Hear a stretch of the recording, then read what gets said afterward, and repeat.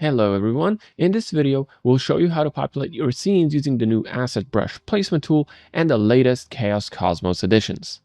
So first up, if you go into the asset browser, you'll notice a ton more new Cosmos assets were added to the Cosmos asset library.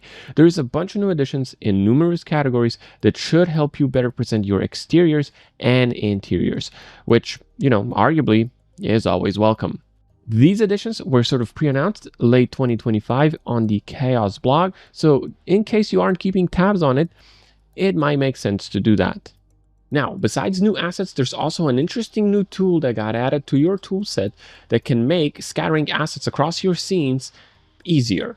And now this new tool is called the Asset Brush tool or the Brush Selection tool. You can use whichever name you'd like, and you can select it by clicking on this button right here. As soon as you do that, you can now start painting your assets in your scene any way you'd like to. So it's very easy, as you will see, to create custom patterns, paint around things, etc., etc. So what we're going to do here is we're going to use the multi-asset placement tool, and we're just going to search for a couple of different bush assets. So let's just pick a couple here. There we go. And now what we can do is we can define the radius of our brush. So if we want it to be smaller, we can go with a smaller one. If we want it to be for it to be larger, well, we can have it set to something larger, right? But something like this will do. And now we can start free-form painting all of the assets we selected into our scene so that they fit how we want them to. We do have the usual settings here, such as, for example, the asset density. If you want there to be just a couple of assets scattered, you can go with lower density. If you want more of them, you can go with a higher density amount. And you can also tick this box here, which says allow asset overlap. If you do that, the assets will overlap each other. And this is not what we want in this particular case, but you have that option if it comes in handy.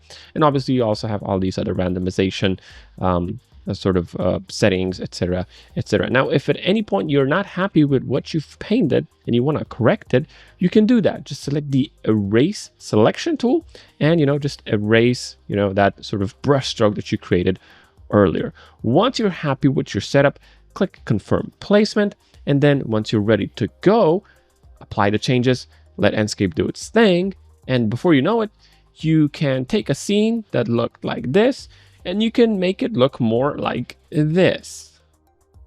Okay, but now it kind of goes without saying, you don't have to just stick to doing smaller scale stuff with the brush. You can also do landscapes and such. So just to demo that real quickly, we're going to select a couple of trees from the asset library here.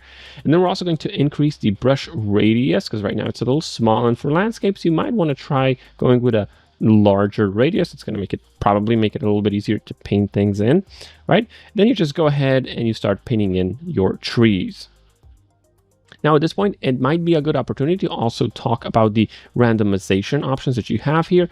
Randomized rotation is something you will most definitely want if you're going for any sort of realism, because it's just going to randomize the actual rotation of the trees.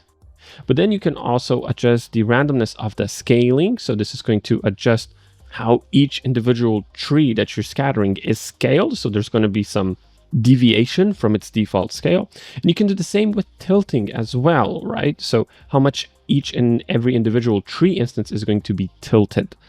Or rather, what's the tilt range, right? Because the tilting itself is going to be randomized here. But now, again, once you're happy with all the settings you've dialed in, just go ahead and confirm the placement and then also apply the changes. And so with that, you can go from an image that looks like this to an image that looks like this. So a lot more lush, right? Right. Okay, so that's it for this one. We hope you've learned something new, and we hope you're going to give these new tools a try.